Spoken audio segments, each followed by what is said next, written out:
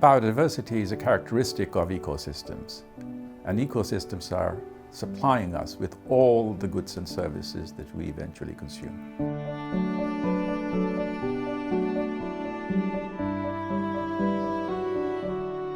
Decomposition of waste, pollination, nitrogen fixation, you name it. Everything is built on biodiversity, the diversity of life. So threatening that is threatening ourselves.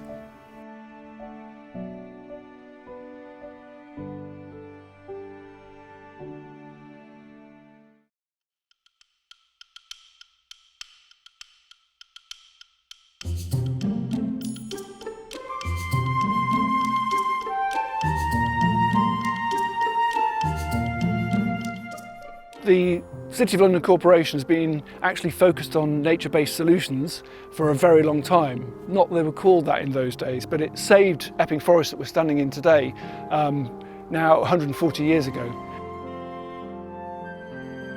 And it sees it as an absolute core site for the public of London and the area around London.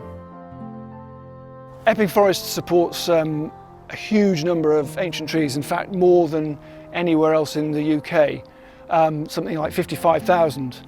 But this beautiful one is the Queen of Fairmead, we call it, one of the oldest trees we probably have, one of the largest, certainly one of the tallest as well, and probably is something like 800 or so years old, maybe even older.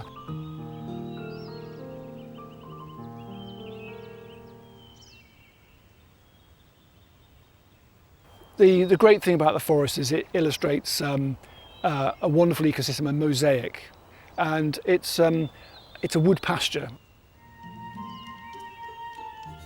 Now it happens that wood pasture has all the elements of the ancient landscape, prehistoric landscape if you like, and has a greatest continuity of all the terrestrial habitats that we have in Europe. It's wood pasture that is the most biodiverse, with grassland, heathland nearby, trees, open-grown trees, little glades where there's more shade. It's that complete variation, and of course it's accessible to people. It's sunny, it's lit, people will want to go there because ultimately wood pastures are effectively like parks, parkland. It's all about protecting, managing and restoring, but in a sustainable way. And it's an extraordinary story, the saving of the forest for public access. It's probably the first community forest in the world. It's certainly one of the earliest nature reserves, if you like, places for nature with legislation backing it.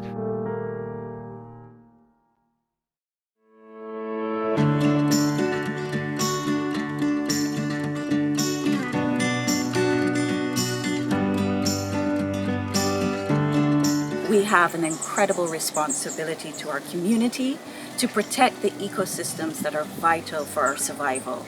And one of those ecosystems are our mangroves. These mangroves are what contribute to our tourism industry. Visitors come to our shores for our pristine waters and also for our diving. And the mangroves are instrumental in keeping that water clear, beautiful, and also encouraging juvenile fish. They sequester carbon every day, like every living plant does through the process of photosynthesis. But beyond that, they store most of it in the ground. More than 90% of the carbon in a mangrove ecosystem is actually in the soil beneath those trees, which is a very secure place. Unfortunately, a great majority of our mangroves on the western side of Grand Cayman have already been lost to development. We're lucky though because we have a big area right in the center of the island called the Central Mangrove Wetland. It's a huge area of relatively undisturbed mangroves that it's still possible to protect if we act now. For us, the challenge, of course, is how do we finance that?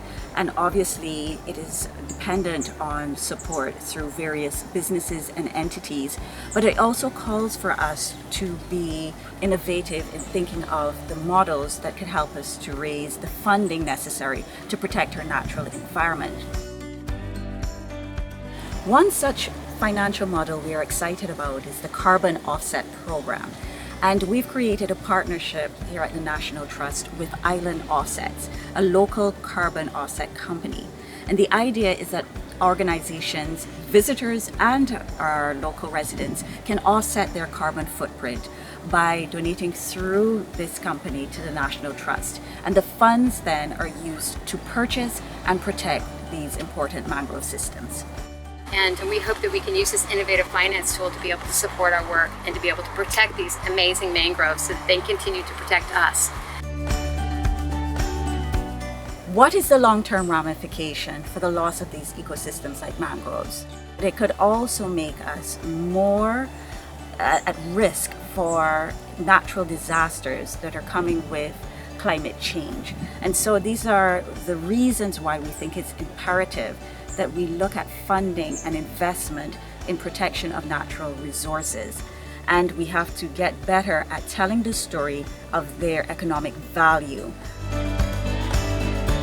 The climate crisis is also one where climate justice needs to be discussed. So the fact that little islands around the world are going to see some of the worst effects of climate change isn't fair.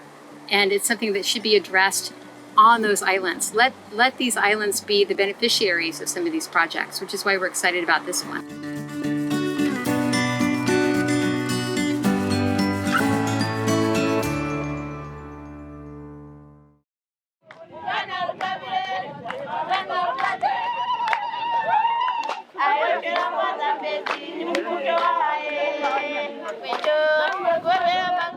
We're a conservation NGO based in sub-Saharan Africa with 10 million hectares of conservation estate, and the intended outcome for peace parks is to create a landscape of large-scale connected ecosystems where man can live in harmony with nature.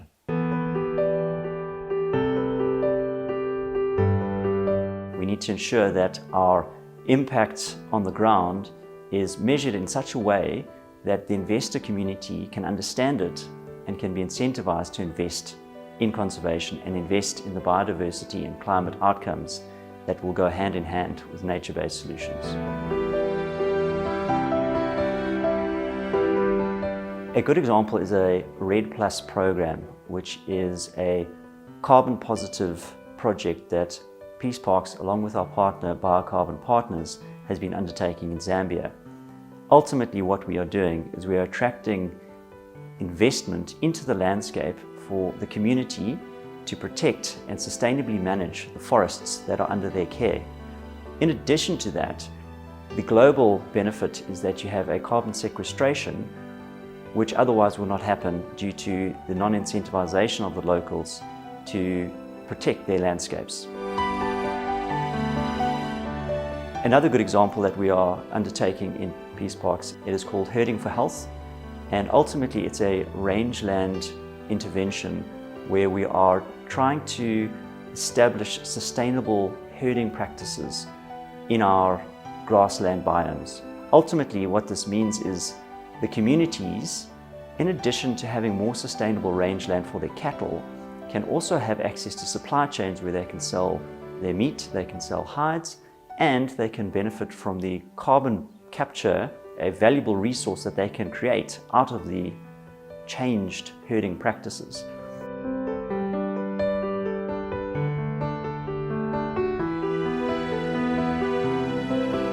As a community, we are starting to look at nature for the value that it holds, and the ultimate co-benefits of nature-based solutions from a biodiversity protection, climate action, and societal benefits can only grow.